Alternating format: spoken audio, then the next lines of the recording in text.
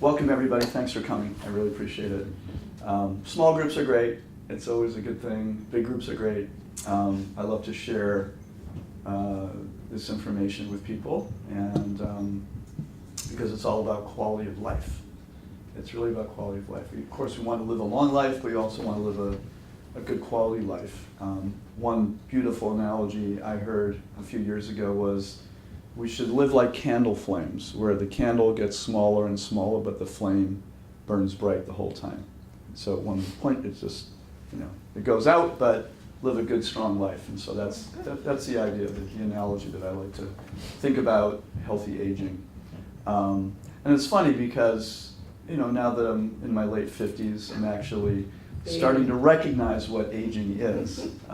You ain't seen nothing. Oh, I'm sure, but you can begin to see the beginnings of it and how things progress.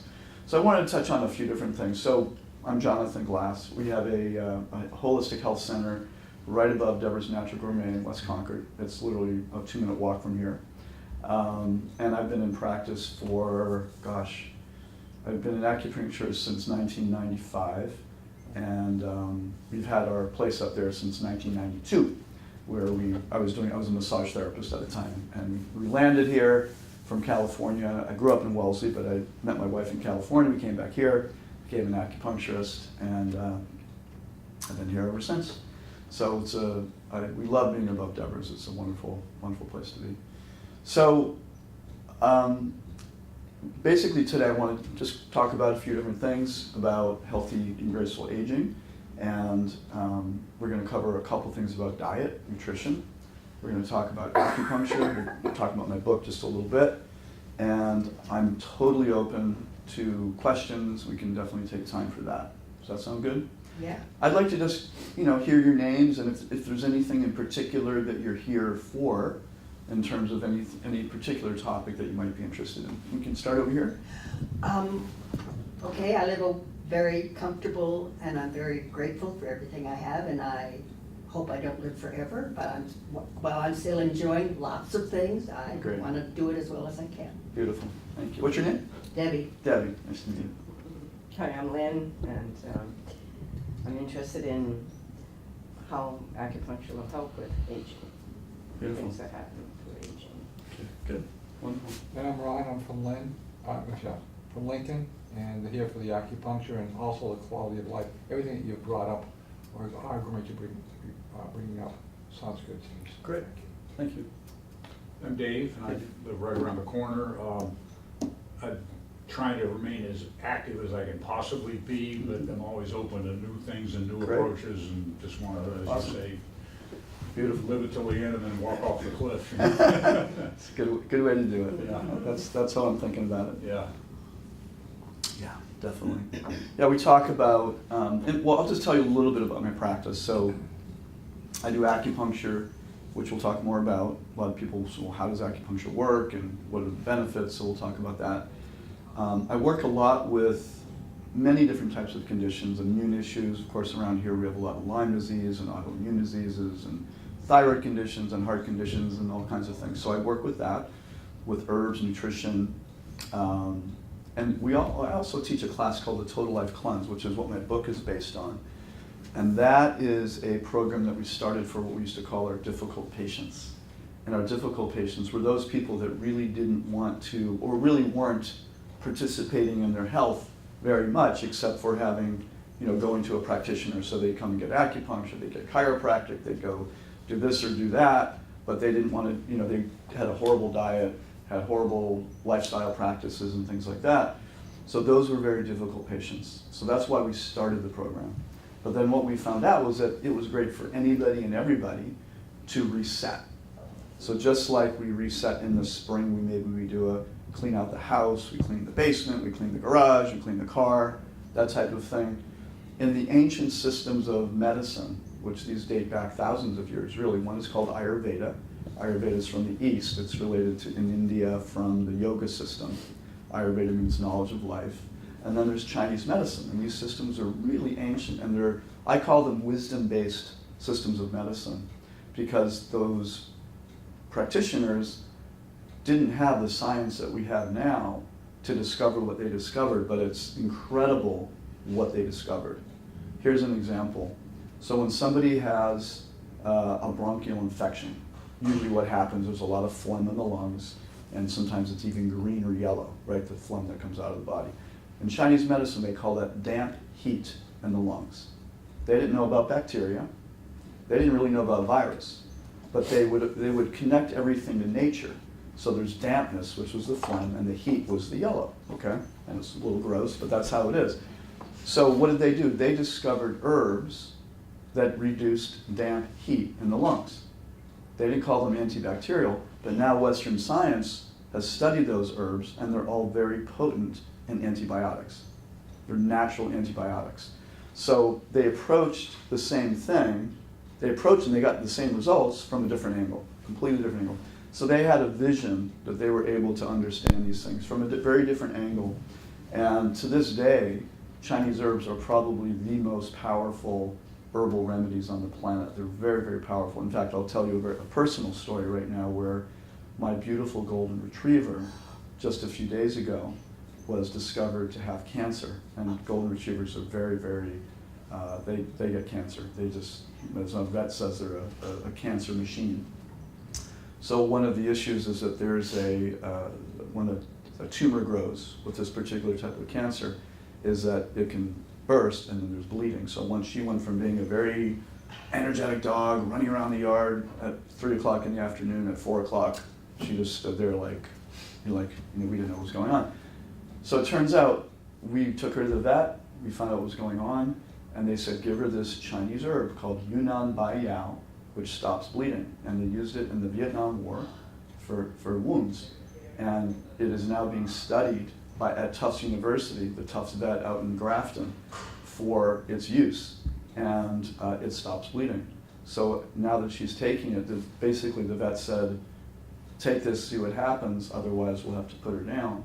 So she's not the same yet, but she's been alive for 5 days, and clearly the bleeding has slowed down significantly or stopped because she's running around the yard and she's rolling in the snow and being her normal self, where they basically said it's unlikely she'll make it through the night. And then online we're reading about it, and there's many, many, many people who have said, yes, I've been using this herb. They gave her 2 weeks. She's been alive for 16 weeks. So it's really quite remarkable, and this is a Chinese herb. This is an example of the power of some of these other systems of medicine that are out there. A saying that I have is I have no problem with Western medicine except for the wrong use of Western medicine. And what I'm hoping is one day there can be an intelligent merging, and I think it's going to probably come through the animals because they're more ready to do the studies with animals than they are with the humans. But like places like Tufts University are very seriously studying these herbal formulas to see how they can integrate it into their into traditional veterinary medicine, and eventually it'll work that way with Western medicine as well.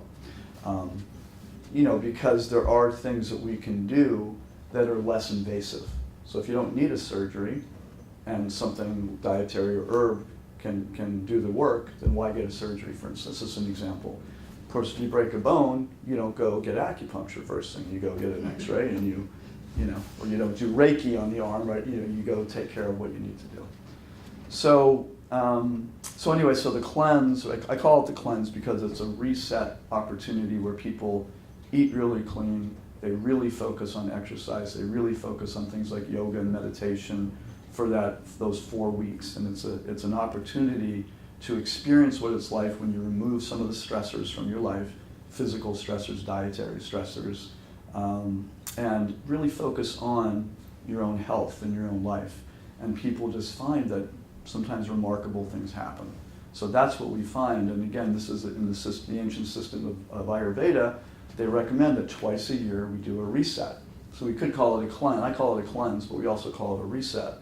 Because, like I said, when sometimes someone may be drinking too much, or they may be drinking too much coffee, or they may be eating too much sugar, or they may be, we all get into habits. And so what the opportunity is to reset once or twice a year, and then by doing that, you feel a little better, you notice the differences, and then you can start from there. And eventually I call it floating out of balance. We float out of balance again, and then you do something to reset. So that's nature. in Ayurveda, these systems understood that human beings get out of balance. You know, we do things on a regular basis that aren't necessarily the healthiest things for us, right? We just tend to do that. And there's the holidays, and we, you know, overeat and so many things like that. So resetting is a very powerful thing. So that's really the gist of what our cleanse program is about. It's a reset opportunity. Sometimes people say, well, I can't live like this the rest of my life. Well, you don't have to live like that the rest of your life. But we do have, there's certain things that people discover. For instance, some people truly are sensitive to dairy. You know, they get congested when they drink milk, or their tummy doesn't feel well. But they may keep doing it anyway, and when they remove it, they find how it feels different. They feel different, they notice it, and then when they bring it back in, they also notice it. So it's a nice opportunity to learn how your body responds to different things. Does that make sense? So you're really resetting the plate so that you know how you feel. So that's the cleanse in a nutshell. Let me talk a little bit about acupuncture. Acupuncture, I have to say, well, it started with me. When I was in college is when I really discovered acupuncture. And I was one of those kids who had horrible allergies growing up. I was allergic to milk. And in fact, it almost killed me twice as an infant because there was a time when a lot of women didn't breastfeed. And so they gave me milk. And I was horrendously allergic to it. And I remember at 2 years old being put in an oxygen tent and almost dying twice. And they discovered that I was allergic to milk. So milk, they gave me a different formula. And then a few years later, apparently they did another scratch test and they said, oh, he's not allergic to milk anymore. So for the next 15 years, I drank milk every day and I had horrible allergies. I was an athlete. And all my baseball shirts were yellow because I was always rubbing my face like that. And in college, I played college soccer, and I was a good athlete. I was a good soccer player, but I never had the lung capacity that my friends had, which was frustrating to me. And somehow or other, I went to the local health food store at Gettysburg, Pennsylvania, and this guy gave me some nutrients that the Russian athletes use that increased oxygen. They don't even sell it anymore. I don't know what it was, but it was from a seed. And I took that stuff and it just really helped my lungs. And then he gave me a book to read and it was all about allergies. And I read that, so I stopped all dairy and I really cleaned up my diet. And it was crazy how much better I was within a week. It just blew my mind. My nose wasn't running, I wasn't coughing, so it really made a big impression on me. And that I think was part of where I got into this, because it was so dramatic for me. And it's not always that dramatic for everybody, but for me it was crazy dramatic. That changed my whole life, and I was able to keep up with everybody on the field. It made a big difference for me. And then I learned about meditation, which also at that time helped me a lot with my sports. I wasn't interested for other reasons, but I found that when I meditated before a soccer game, I was much more composed, and I didn't choke. When I took that shot, I was much more centered. I really noticed these things. So that's what got me into it. Come on in. So, and then I started at one point having back issues. And welcome. Hi. Hi. And so when I was living in California, I was getting acupuncture from a local acupuncturist, and turns out she's one of the most famous acupuncturists in America right now, which back then she wasn't, so I was being treated quite well. And I noticed how much it really helped my back pain.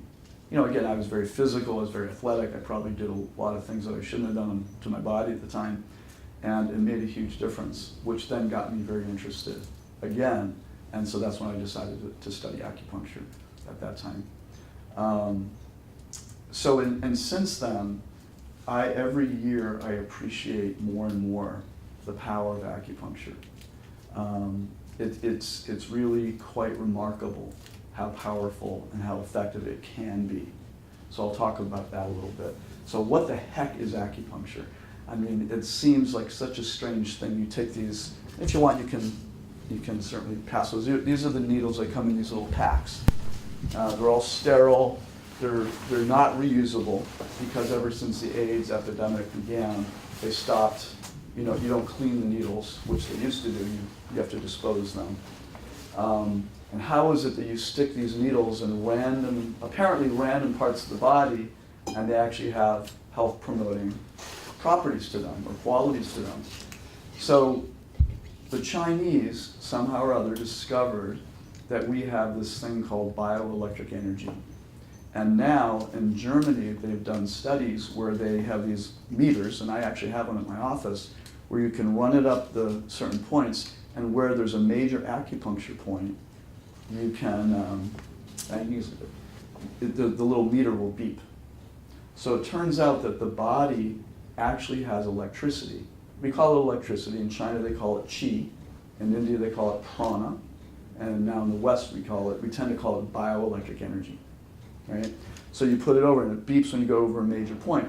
Turns out the body conducts energy, literally electricity. Okay, so that's what the acupuncture points are. They're these very electrical zones of the body that conduct energy, and when you stimulate those points, it has a very powerful physiological effect on the body. I remember the first day of acupuncture in my school, my teacher said to me, if you knew how many biochemical changes happen with just one needle, you would not want to do acupuncture because it would make you too scared to actually have that much of an impact on somebody. And so he was very, very strict about how he taught the placement of the needles. He taught us to really respect what we're doing because it has a definite physiological effect on the body. So, I've been practicing since '95. My first patient was a Lyme patient. I had no idea if it was going to be helpful.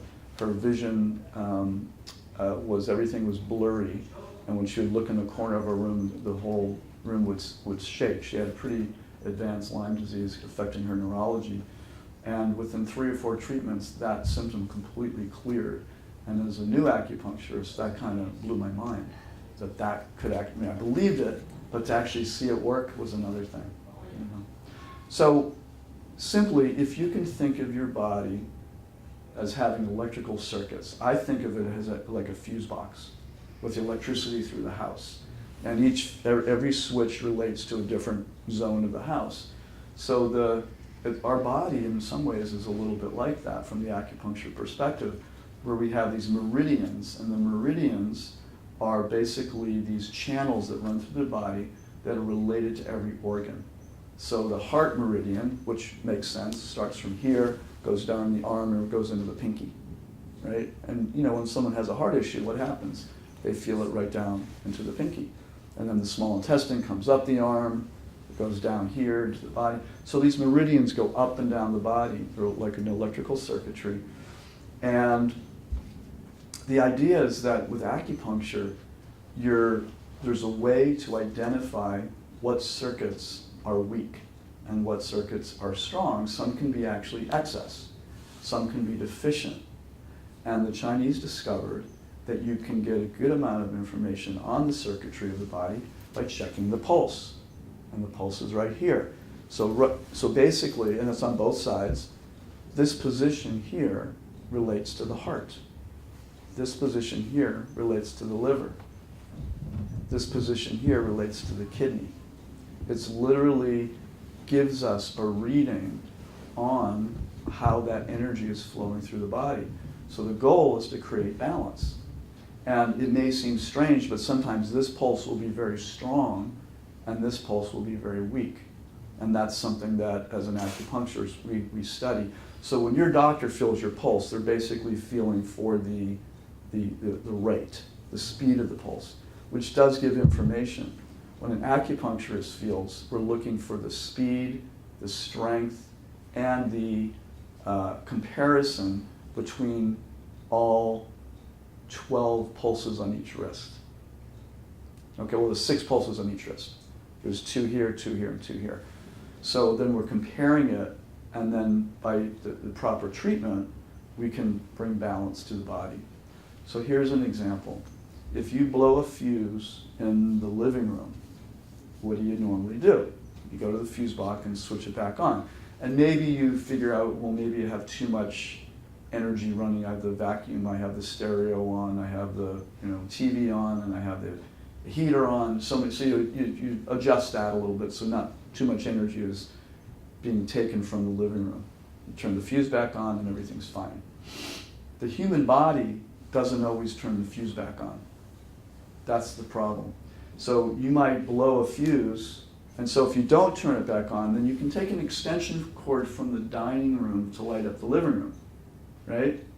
But then that'll blow because there's too much energy coming from the dining room. Then you take an extension cord from the kitchen to light up the dining room and light up the living room.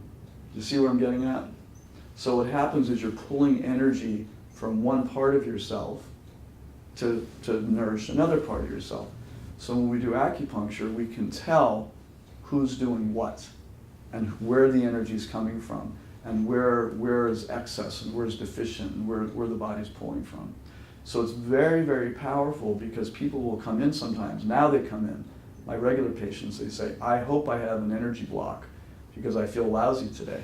And sure enough, the pulse will tell me exactly what's going on, and just by doing a few points, it's almost like you turn the engine back on.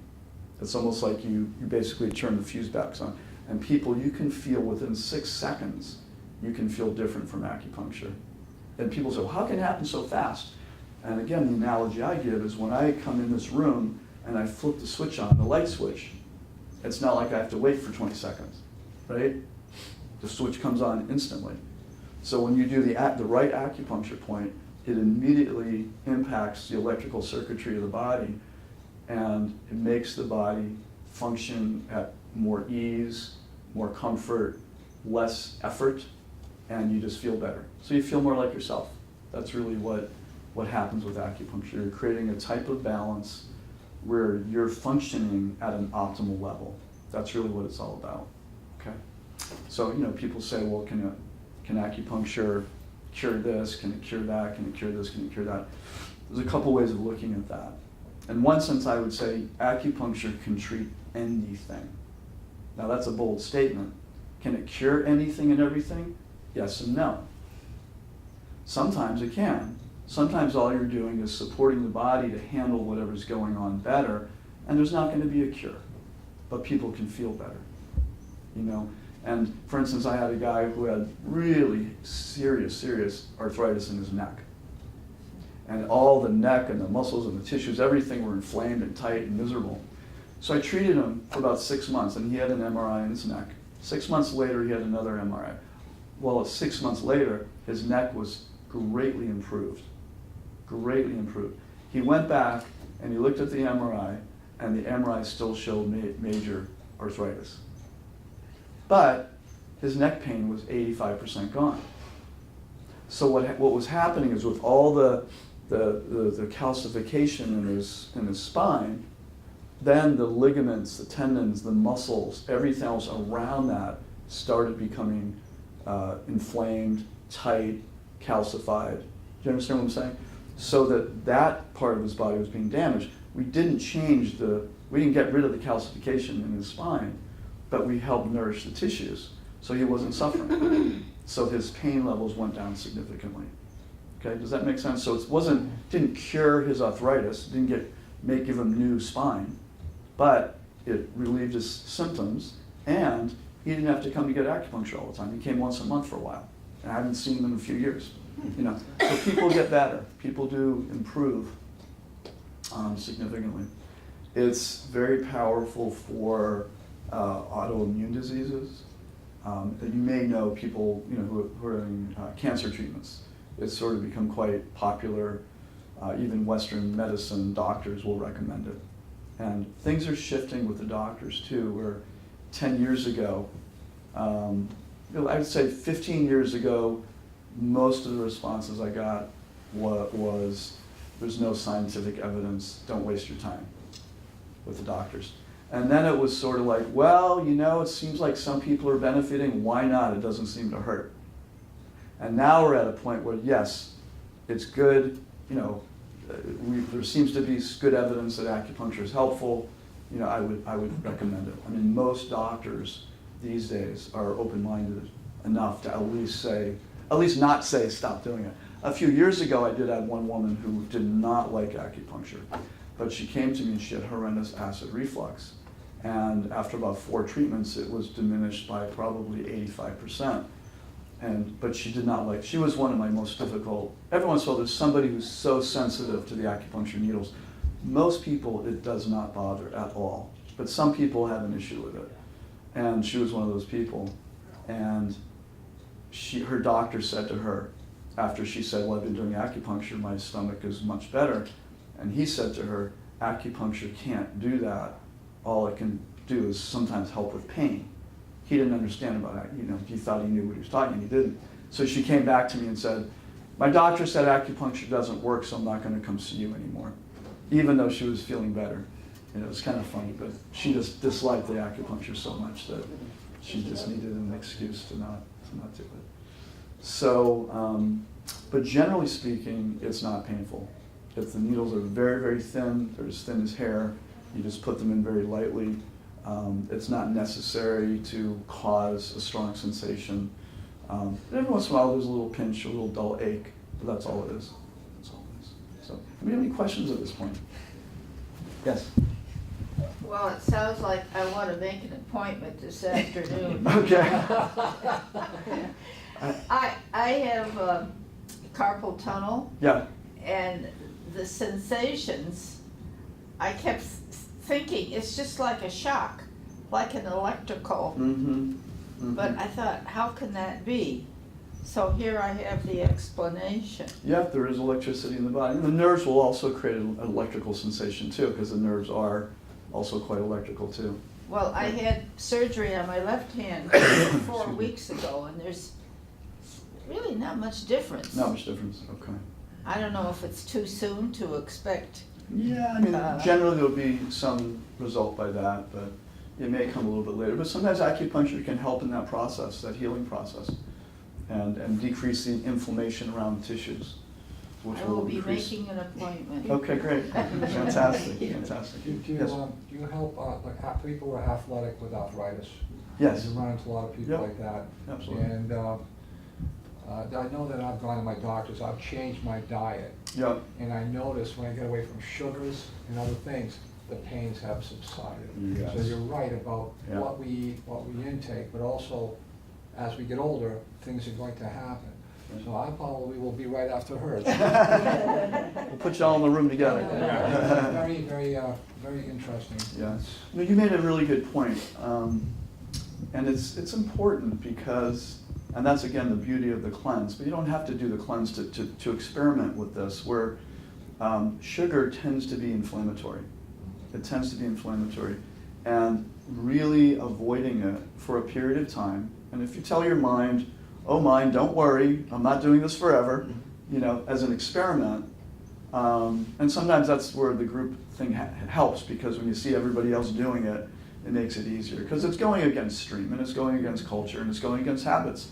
And we like our treats, But sometimes if we recognize that this really impacts me, and I do value being athletic, and I do value having less pain, then it might be one of those tough decisions of I'm going to really have to find that point that a little sugar is okay for me, but this much really has a negative impact on my sense of well-being. And it's it's one of those sad but true things. Plus sugar ain't what it used to be. I mean, it used to be, it's super refined now. We used to have it's our refined products are so much more common these days. And when people do our program, it's kind of funny because when they then go back to eating like a cookie from a supermarket or a pie, they feel it's sort of sickly sweet as opposed to nourishing and tasty. So when you remove something and clear your palate for a little while, a fruit salad might not have been exciting, but it becomes very exciting, after removing certain foods from the diet for a little while, and it clears your palate, and you actually appreciate whole foods more and less sugar, things like that. And it makes a big difference. It really does. So it's a good point. How long are the appointments, and how much are they, and are they covered by any insurance? Yeah, Okay, good question. So generally, the first appointment I generally do for 90 minutes and sometimes for an hour, depending on what someone's doing.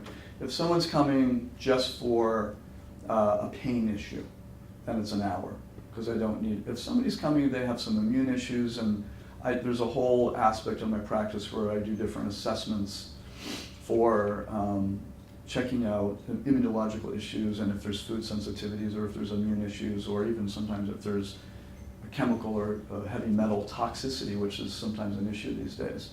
There's ways to assess that, so that takes 90 minutes. So my first initial consultation is $225 for 90 minutes, and then $150 for an hour. After that, the sessions are $85 for half an hour and $108 for an hour. And 15% off for anybody over 65, so a little discount. Now, as far as insurance goes, it really depends on your insurance. Right, and some insurances are covering it. Some are starting to cover it, yep. Some do. I know United does, United Healthcare, Blue Cross. Tufts, we have Tufts. Tufts, yeah. And there's different plans within the Right. different things, so you just have to check. And those that do, we honor that, so. Yeah. So they're starting to cover more, which is really good.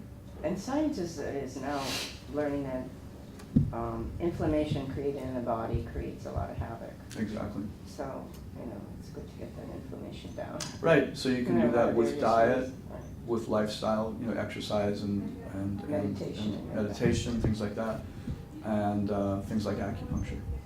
Massage therapy is very good. Acupuncture, chiropractic can also be very good. And what I do, I started out as a massage therapist, so when we first moved here in '92, that's what I was doing. And I'm no longer a massage therapist, but I am allowed to do massage if we're doing acupuncture at the same time. So if somebody has neck pain, for instance, I'll spend part of the session doing neck massage. And what's interesting about acupuncture is that only about 10% of the time do I actually put the needles in the area of the pain. And this is where it's really unusual, and people really go, what the heck are you doing? Why on earth are you putting a needle in my left hand right here when I have right-sided neck pain? And there's logic to it. And that's because somehow or other, these Chinese visionaries understood how the electricity of the body works. And there's many, many connections. How you turn a fuse on and the light goes on in the living room, right? You're down in the basement, do the fuse, and the light goes on in the living room. How is that? Because it's all connected. So in the same way, good morning. Morning. Welcome. In the same way, there's many connections and many ways to approach treating a part of the body with acupuncture. So rarely, unless a muscle is super tight, I won't even put the needle in the area of the pain. It doesn't work like that. So, any other questions? This may be jumping ahead, or Sure. maybe you won't cover it at all. Yeah. Have you studied CBD much? Yeah. Yeah. Are you going to talk about that, or? I can talk about it if you'd I mean, like. it's I'm happy you to. don't have I'm to. happy to mention it. Okay. Yeah. I mean, there's natural anti-inflammatories out there, right? I'll back up a little bit, Sure. and then I'll talk about that because it's a good question. CBD is the non-psychoactive part of the hemp plant, which is the marijuana plant. Okay. THC is the psychoactive part, and that's where people will get high from that, or it alters their state of mind. CBD is now legally sold in health food stores. You can get it at Deborah's. Okay, I sell it at my office, and it's non-psychoactive. It's good for pain. It's good for inflammation. It's good for anxiety. It's good for insomnia, and you won't get stoned. It won't alter your state of mind, but it is relaxing. So I'll back up a little bit. Let's talk about Advil. Let's talk about non-steroidal anti-inflammatories. Okay. Now, there's good parts of this medication and there's bad parts of the medication. The medication and originally was meant to be used in acute situations. It wasn't meant to be used chronically. It's not really meant to be used in that way. And this is where more natural medicine really needs to step in, because there are a number of natural anti-inflammatory herbs and products that are very effective that don't have the same negative impact that something like Motrin or Advil or these non-steroidal anti-inflammatories. We call them NSAIDs. So what they tend to do is they block a whole, there's a whole event that happens when there's an injury in the body, okay? Even a micro injury, where the body will secrete different chemicals in the tissues in order to create the repair process. But part of the repair process is inflammation. It's the initial process, and it's actually necessary for healing to take place. Now, it seems counter, but in order for, if you damage, if I do something to my thumb, the body needs to inflame, and by doing that, all kinds of chemicals and immune factors and and healing factors will come to that thumb joint. So it'll inflame, it'll start repairing the tissue, and eventually the inflammation will come down. Now, a lot of people have chronic inflammation, so that's a problem. So the problem with Advil, though, I should probably not mention the name, but NSAIDs. Too late. Too late. The problem with NSAIDs is that they interrupt that inflammatory process, so healing doesn't take place. And if we do that enough, guess what happens? You start damaging the cartilage, the ligaments, the tendons in that area. So here's an example. It's doing it to other parts of the body. When you eat anything, as soon as that food lands in your stomach instantly increases the thickness of your stomach lining. There's a mucosal stomach lining. It does that because you're taking something from the outside world, putting it in your mouth, goes down in your stomach, and your body's immune reaction, you could say, is it increases its mucosal lining. It's a protective barrier. That's part of the digestion process. NSAIDs interrupt that process, okay? Now, if you're jogging, right, what happens? Your knees, you're stressing your knee cavity, okay? So what's happening is that every time you do that, your body's having a little bit of a reaction. It's actually increasing the oily substances of the knees to keep the knees nice and lubricated, okay? Now, if you take an NSAID, it's going to stop that oiling of the knee. It's going to stop that process, okay? I don't know what word that ends, I don't know what that word is. Non-steroidal anti-inflammatories. That's what these medications like Okay. Advil and things like that. What's ibuprofen? Same thing. Yep. No names. We'll call them NSAIDs, okay? Okay, thank you. So that's what those are, okay? So it's interrupting a very important process in the healing, in the cascade of events that are meant to happen for healing, okay? So does it make sense where when you're interrupting that cascade of events, the body doesn't repair itself as well? So what happens is the ligaments, the joints, the tendons become loose and less able to protect the body. You might not be feeling pain as much, but the body becomes more vulnerable to injury. That's the downside of taking the NSAIDs regularly.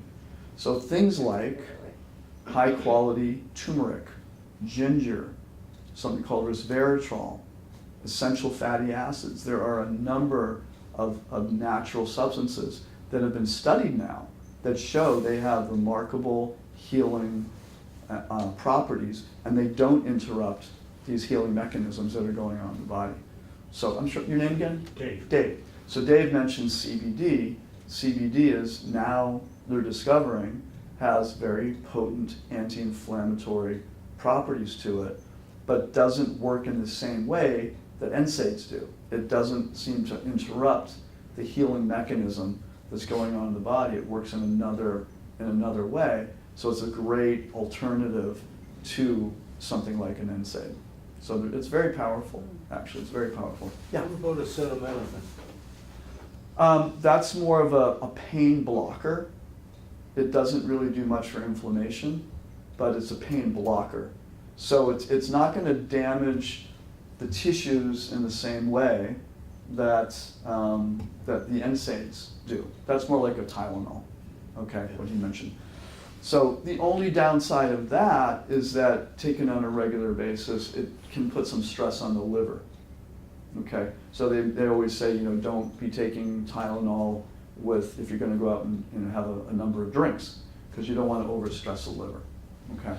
So they have pros and cons, and this is where, you know, in a perfect world, I would say the form of medicine that we're talking about here should really be our number one go-to. And then if that doesn't help, then you go to the next level.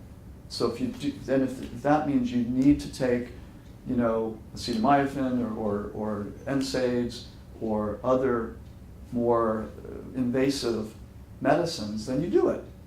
You know, I'm not saying not to use the stuff. And sometimes I will recommend it. I mean, if I have a patient who comes in and they're just completely in agony, take the darn stuff. You know, take care of yourself, get out of pain. But then after that, do something else to encourage the healing process.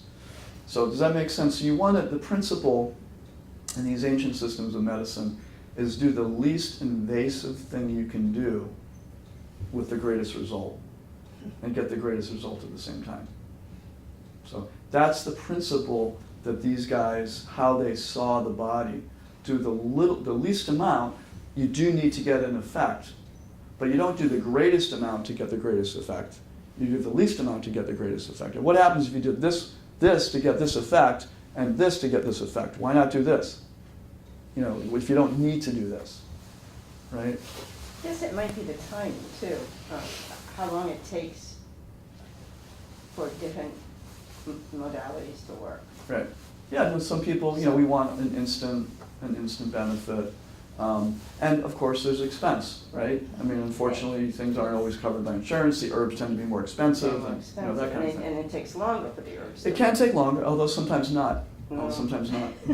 Sometimes not. I mean, you may not get the immediate pain relief, but sometimes you have to combine things. But that's where we also, I believe, we need to be educated and have a bigger vision of what we're trying to do. Because if you really understand that, okay, this might take a little bit longer, but there's a better chance that this won't recur as an injury if I take care of it in this way as opposed to just taking a bunch of NSAIDs. And then you might be more vulnerable to repeating that injury down the road, okay? So, you know, for instance, I have a patient who has something called Ehlers-Danlos syndrome. And Ehlers-Danlos is an illness, or it's a genetic disease really, that the person doesn't make collagen very well. And collagen is what keeps everything in the body together, tightens everything. You know, as we age, we lose collagen, so the skin sags, right? So collagen is very, very important. That's the big craze right now about bone broth and collagen supplements and things like that. You see it everywhere. They're being marketed like crazy, which they don't necessarily work that well. But, so this person, because what would happen for her, someone would hug her too hard and her ribs would go out. Or she would bend over and all of a sudden her back would go out. And it was crazy how it kept happening like that. So what would she do? She would take more NSAIDs. And she'd be down and out for 2 weeks on NSAIDs. But her whole body was becoming looser and looser and looser because the NSAIDs were making her ligaments looser rather than tighter. So finally she figured out what to do to stop doing that, taking the herbs, doing some acupuncture, doing another healing called prolotherapy, and then things started tightening up. But for her, NSAIDs were the worst thing possible because it was just continuing her, it was weakening her tissues, making her much more vulnerable to it recurring down the road. She'd feel better by taking it, but it was making her more vulnerable. So that's the idea. Sometimes we have to, you know, make that decision. Do I want the immediate benefit? It's like anything in life, you know, or do I want to maybe be a little more patient, but do the thing that's going to really have the most profound and non-invasive healing results. So, you know, that's the idea.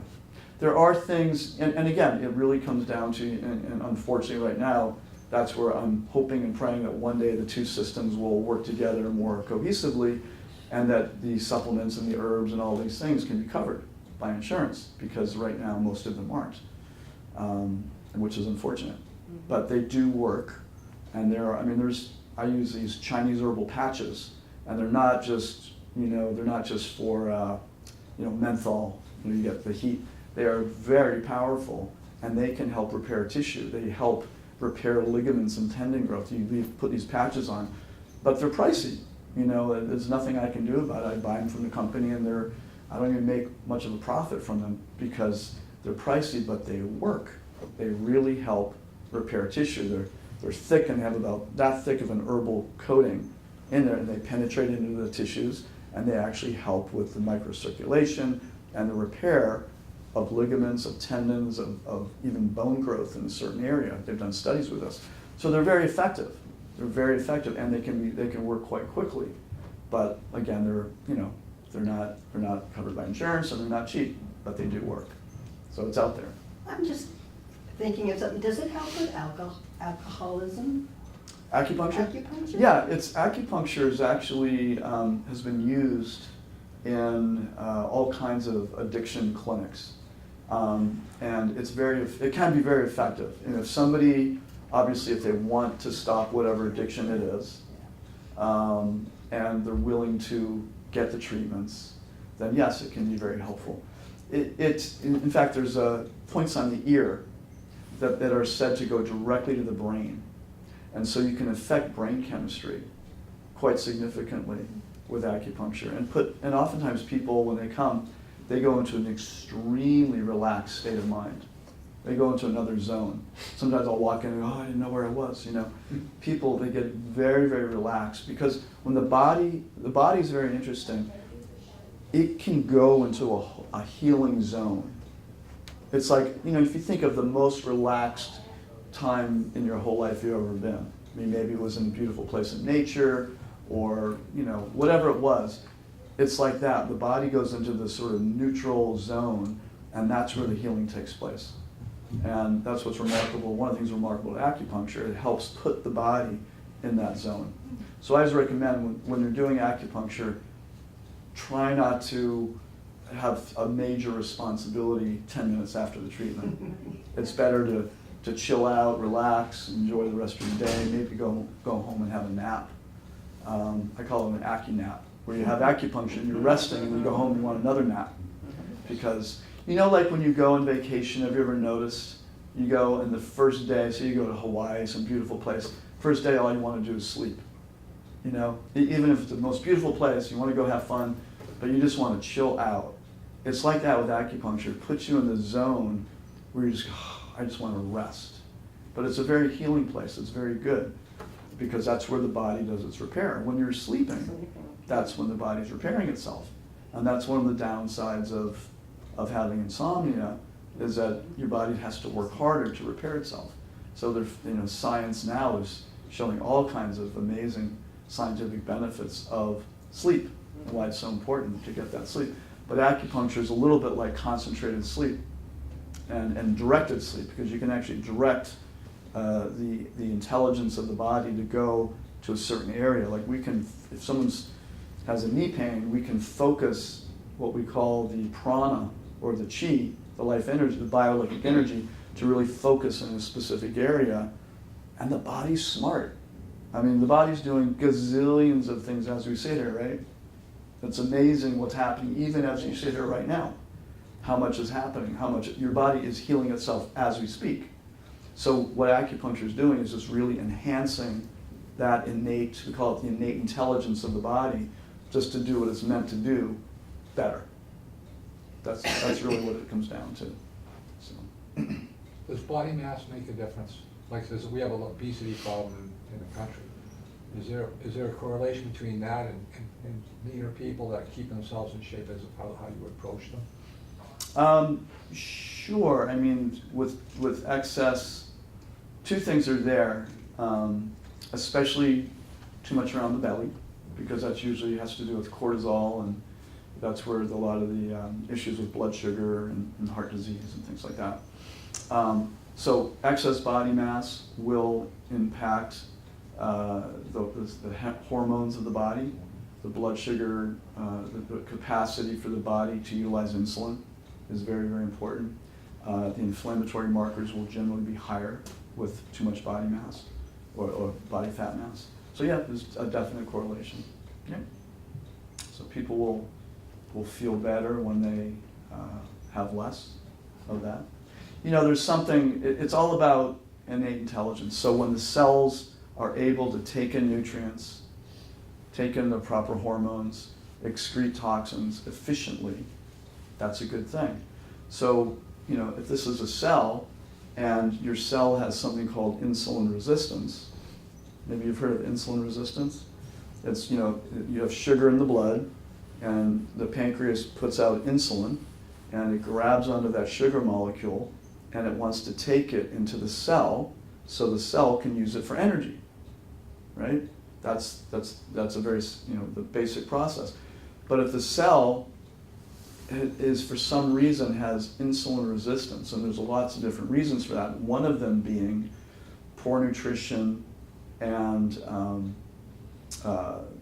toxicity, okay, the cell becomes stiff and it's not able to take in the insulin, and so the body has to create more insulin and to knock on the cell, say, come on, open up, open up, open up, more and more and more, and eventually the cell will open up and let the sugar in. If it doesn't let it in, where does that sugar go? Usually it gets stored in the belly, which then creates a vicious cycle of inflammation and high blood sugar and those types of things. So, yeah.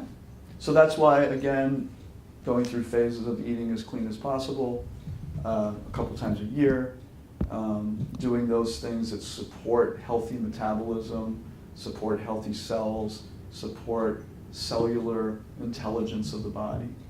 So that's what we're talking about. And again, it really comes down to quality of life. You know, I mentioned, a couple of you weren't here, but I mentioned what is a good life. It's a candle that starts this big and it burns down, but as you're burning down, ideally we want the candle flame to be bright, even at the end, right? It's not that when it gets lower, the candle flame gets smaller and smaller. No, the candle gets smaller, but the flame can still be bright. And that's I think a really nice metaphor or goal for life, to be as energized and feel as good as you possibly can under the circumstances. We all have our predispositions, we have our genetics, we have so many things, but we can do the best we can. And you know, genetics is finding these days is that if somebody, it used to be like, oh, I have these genes, so I must get that disease. Now, you might have a tendency toward that disease, but it doesn't mean, you know, if you have a tendency to heart disease, and if you eat fast food 4 times a week, then guess what? You're going to stimulate those genes that are going to make it more likely that you will follow what your dad and mom did, you know, negatively. But if you understand that I have a little bit of a predisposition in that way, and I know that if I eat this way and this way and this way, it might reduce that tendency, then that's a good thing. So now they're discovering that eating a primarily, doesn't necessarily have to be 100%, a primarily high plant-based diet is best for the cardiovascular system. Okay, so that means, you know, eating less of the red meat, eating less of the meats, less of the dairy. And, you know, I tell people 2/3 of your plate should be vegetables. You know, 2/3 of your plate, vegetables. Start with that and reduce. And the cultures that, from the Asian cultures from years ago, the healthiest ones, they either were 100% plant-based, or they ate fish, or the meat that they ate was a condiment. It was more like a condiment in a stir fry, as opposed to a big chunk of something. And you know, sometimes people say, well, in the old days, the Paleolithic days, they ate a lot of meat. Well, actually, what they're finding now, they ate a lot of meat 2 or 3 days out of the month. They would have big feasts. And the rest of the time, they're eating plants and berries and roots and things like You that. have to catch the animals. They had to catch the darn things for the whole That's community. right. That's a lot of meat for a whole community of people. So they would have feasts once a month. And they would have, that's when they would have their meat. But the rest of the time, they were pretty plant-based. You know, and their arteries and blood vessels were pretty clean because they ate pretty clean. That generally wasn't how they went wasn't through heart disease. It was usually, other getting sick or bacterias or, things like that, or being killed by an animal or, uncleanliness or things like that. But it generally wasn't from heart disease. So there's a lot we can do, and they're finding now that they're literally reversing heart disease through dietary changes. So, these things are possible. So that's one of my purposes, is to try to begin to open people's minds up. You guys are all very open, obviously, that you're here. But it's important that we know, I think, what our options are, that there are options. And one of my mentors, Dr. Esselstein, he's a cardiologist and a surgeon. And he opened up many people's chests and did many open heart surgeries. And one day when he started seeing people, the same people that he saw 6 years ago, come back, he started thinking, what am I doing? I'm not really helping anybody. So he started studying nutrition, and he developed a similar to Dean Ornish, maybe you've heard of Dean Ornish, a similar plant-based program. And he started finding he has proof that a blood vessel that was blocked is now open, or that the body's able to regrow blood vessels that go to the heart. And so these things are happening, and these studies are there, and people say, he says, people think sometimes I'm extreme. And because he's very strict. This guy is fanatically strict with his people, and that's what works for him. But he says, people think I'm extreme. He says, after a while, I started thinking it was extreme to not tell people that they can make some dietary changes and to cut their chest open again. To me, that's extreme. So if you can do something less extreme and get positive benefits, that's what we're talking about.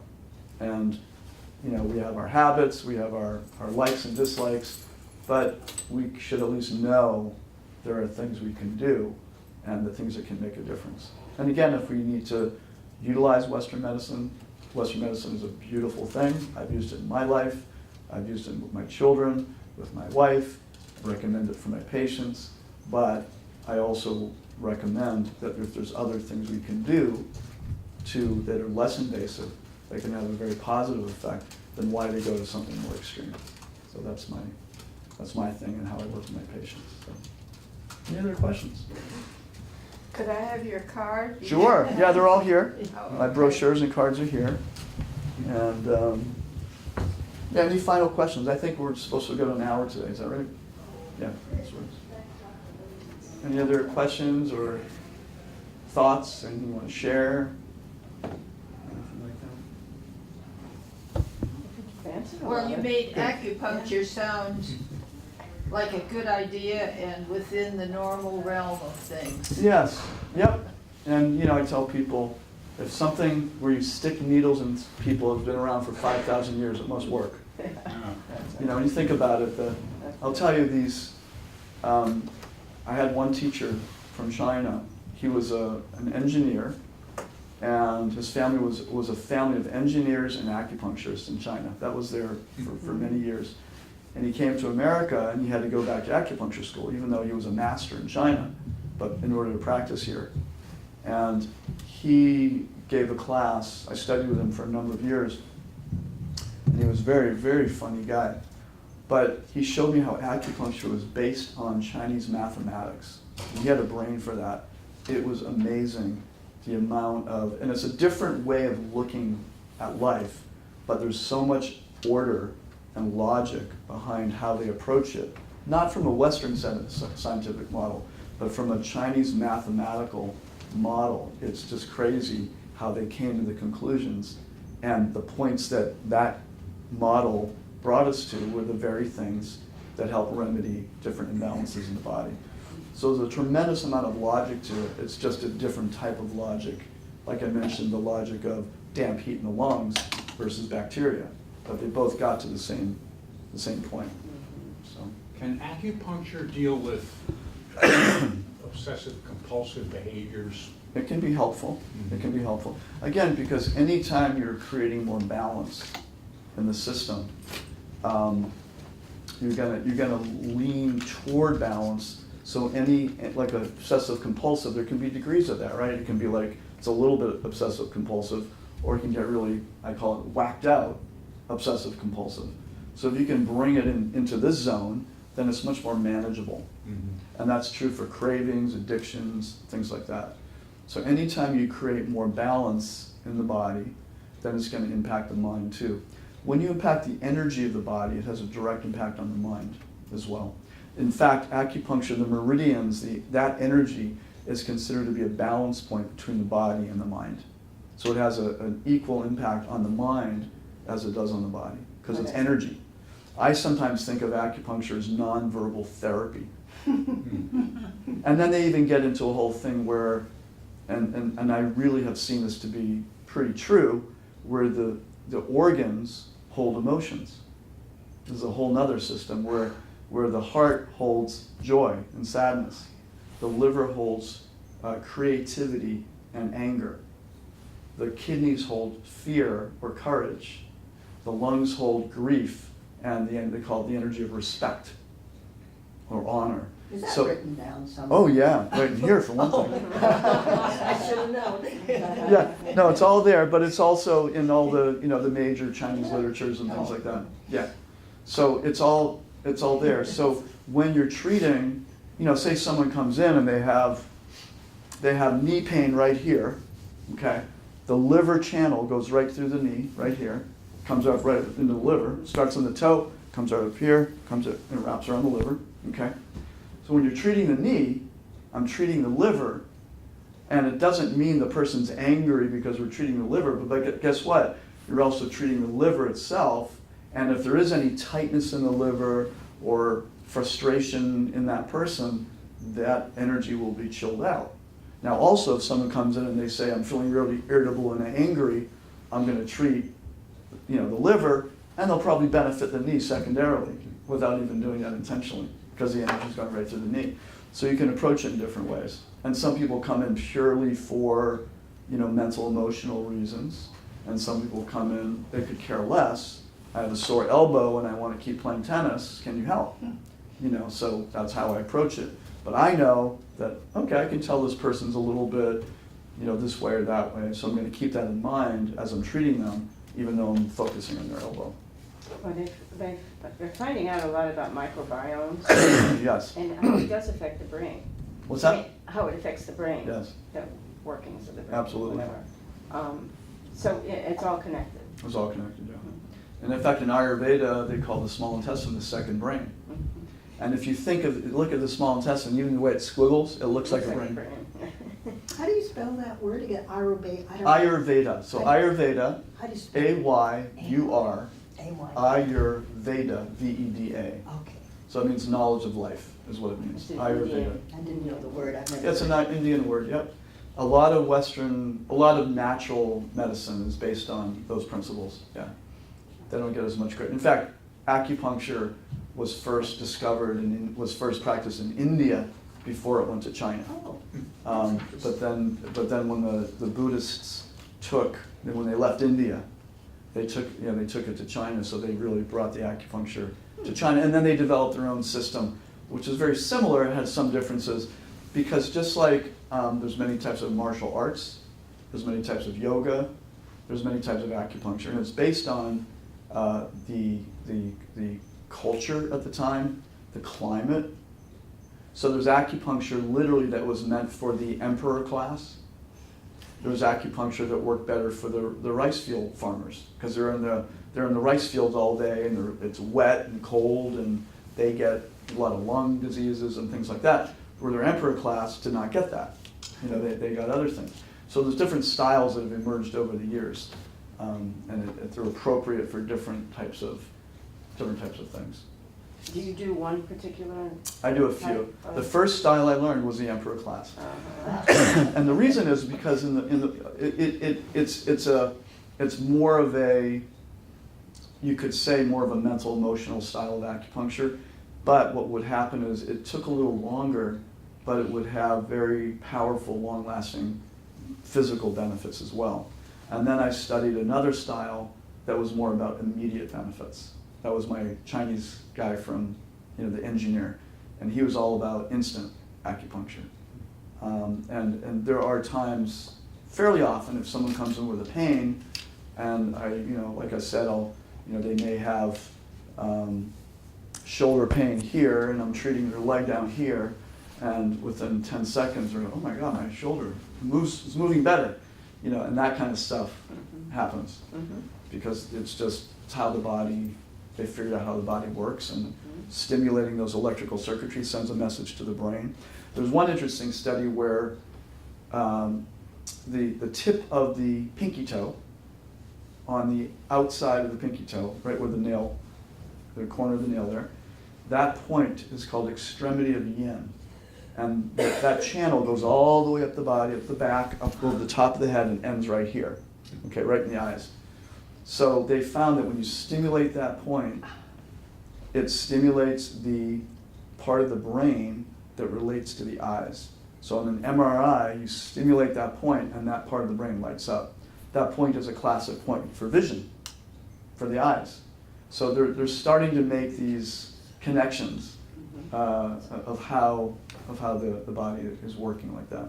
So you said they've done MRIs of various parts of the circuit. Yeah, yeah. And also, like, if someone has sciatic, you can do points on the hands, and then you do those points and do an MRI, and they literally see the sciatic nerve shrinking, deflaming very quickly.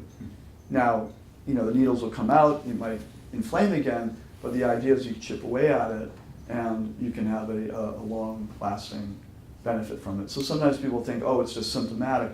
It's not just symptomatic, because you're dealing with the innate intelligence of the body, and the idea is you're helping the body get smarter on how to deal with something.